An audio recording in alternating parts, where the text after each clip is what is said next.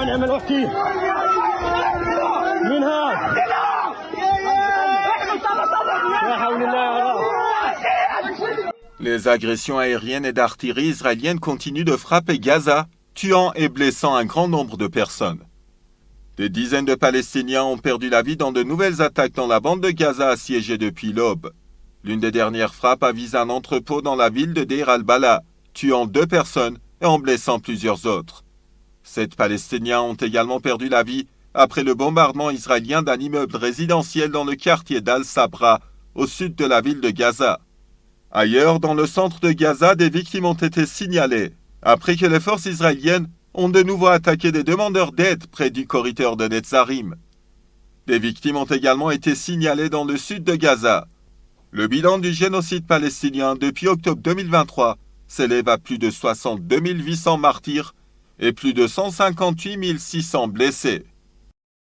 À la suite de l'attaque israélienne contre l'hôpital Nasser situé à Khan Younes, au sud de Gaza et qui a tué plusieurs civils dont 5 journalistes, les réactions d'indignation se multiplient aux 4 coins du monde. Dans un communiqué publié lundi 25 août par son porte-parole, Antonio Guterres, secrétaire général de l'Organisation des Nations Unies, a fermement condamné l'attaque contre l'hôpital Nasser, la qualifiant d'horrible, et a appelé à une enquête rapide et impartiale sur l'incident. Le secrétaire général condamne fermement la mort de Palestiniens lors des frappes israéliennes qui ont touché l'hôpital Nasser de Khan Younes. Parmi les victimes, outre des civils, figuraient du personnel médical et des journalistes, indique le communiqué. Ces derniers meurtres horribles, poursuit le communiqué, soulignent les risques extrêmes auxquels sont confrontés le personnel médical et les journalistes alors qu'ils accomplissent leur travail essentiel au milieu de ce conflit brutal. Selon Guterres, il est essentiel que le personnel médical et les journalistes puissent accomplir leur mission vitale sans interférence, intimidation ou préjudice. Soulignant l'attaque délibérée du régime israélien contre les journalistes, l'ONG de défense de la presse, Reporters sans frontières, RSF, a appelé à une réunion d'urgence du Conseil de sécurité de l'ONU pour mettre fin au massacre du personnel des médias. Par ailleurs, Médecins sans frontières, MSF, a condamné les attaques, exprimant son indignation face aux agressions continues contre les professionnels de santé et les journalistes dans la région qui se poursuivent en toute impunité.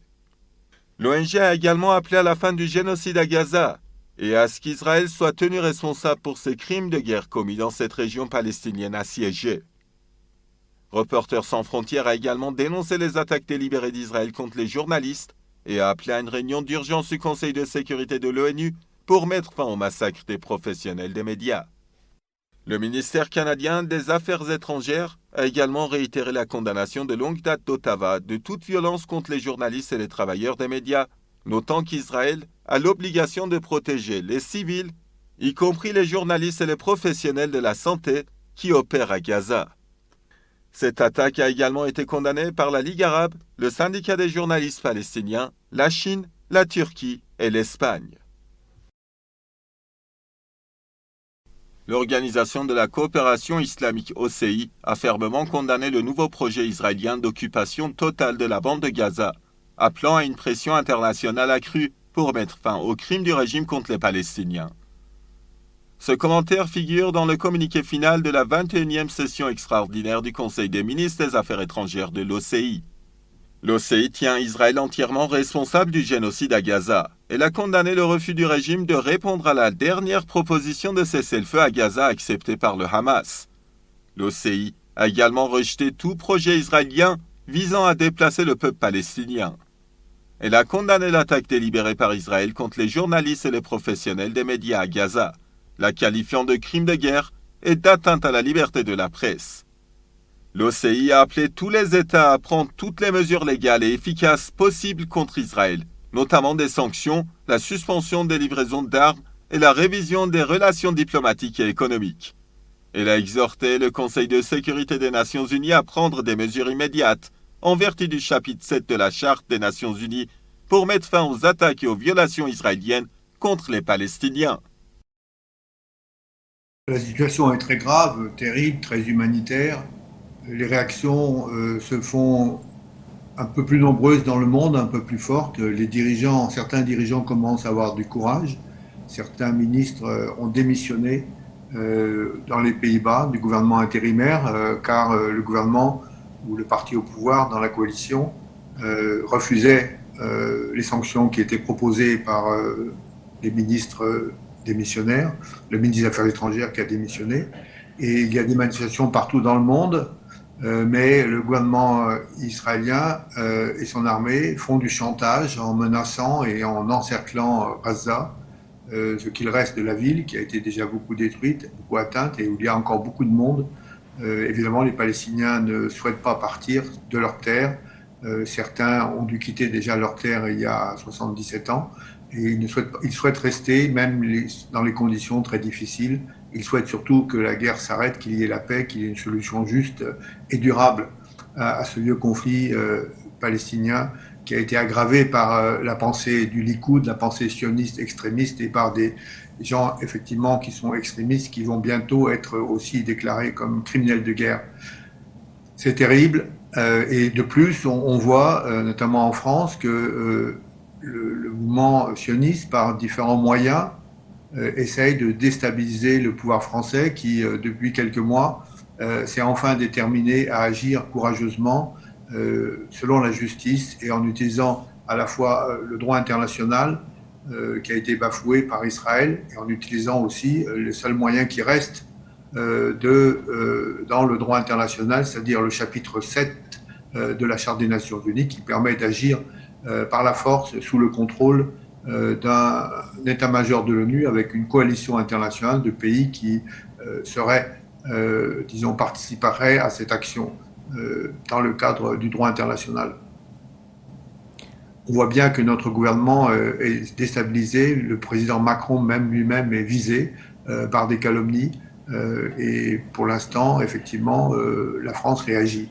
Mais en Israël même et parmi la communauté juive dans le monde, des voix se lèvent pour s'opposer au projet criminel du gouvernement Likoud actuel, de M. Netanyahou, criminel de guerre désigné, et de ses ministres extrémistes aussi, qui seront aussi bientôt désignés comme criminels de guerre, tout le monde le sait. Donc il y a beaucoup de voix, je dis, juives, qui a parfois même d'anciens sionistes qui se lèvent. Et notamment, par exemple, dans l'hebdomadaire catholique français La Vie, qui est un mensuel sérieux, ils ont publié un entretien avec un psychanalyste d'origine tunisienne qui dit qu'Israël est en état de faillite morale et critique très clairement l'idéologie sioniste telle qu'elle est au pouvoir maintenant, qui n'a aucun respect pour les vies humaines des Palestiniens, qui falsifie l'histoire biblique et pour défendre des intérêts illusoires, des illusions de domination dans un état psychologique complètement délirant. Et avec ce soutien des États-Unis qui ont élu un président qui est très ignorant de l'histoire, ne lit pas de notes détaillées et qui ne pense qu'à des projets immobiliers et qui, à mon avis aussi, est tenu par du chantage par les services israéliens. C'est évident, tellement il a peu de réflexion éthique dans ses jugements, dans ses actions.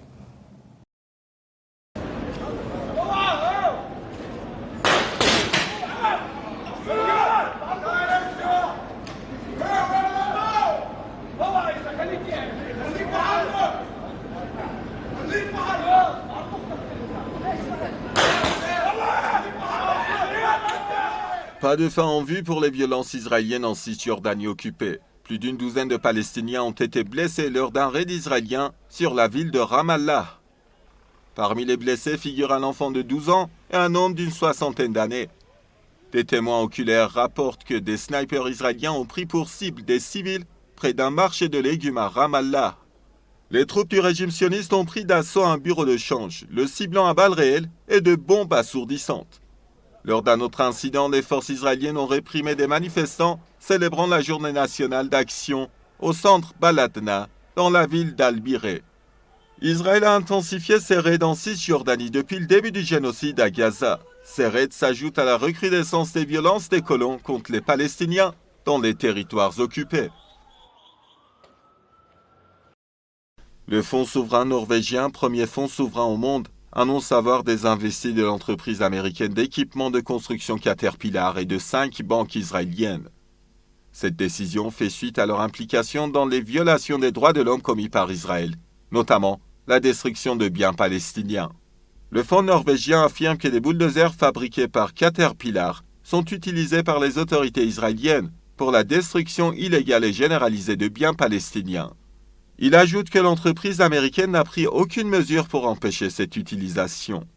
Le fonds a également annoncé s'être retiré de 5 banques israéliennes finançant la construction de colonies en Cisjordanie occupée.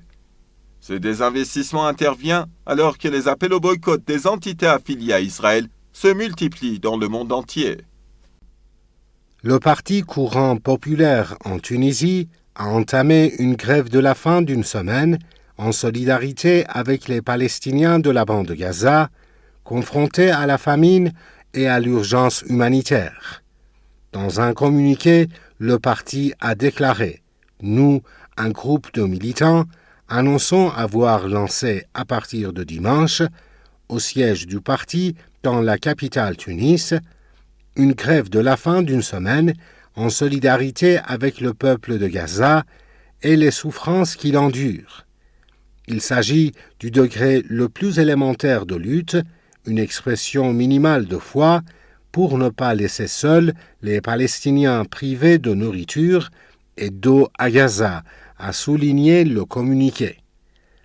L'appel a exhorté aussi le monde musulman et les autres pays à intensifier leurs protestations pour libérer l'humanité tout entière du sionisme et à souligner « Peuple glorieux de Gaza, votre faim est notre faim, votre ennemi est notre ennemi.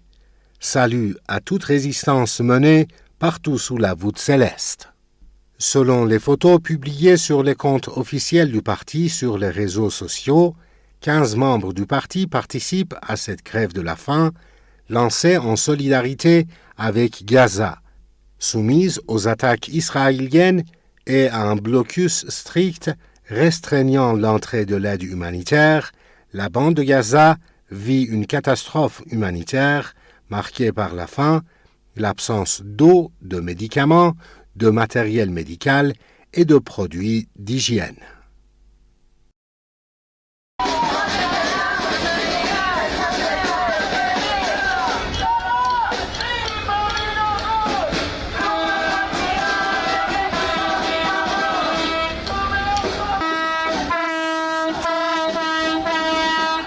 Des manifestations ont éclaté sur les principales routes et autoroutes israéliennes. Les manifestants ont réclamé la libération des prisonniers détenus à Gaza et critiqué l'inaction du régime sioniste.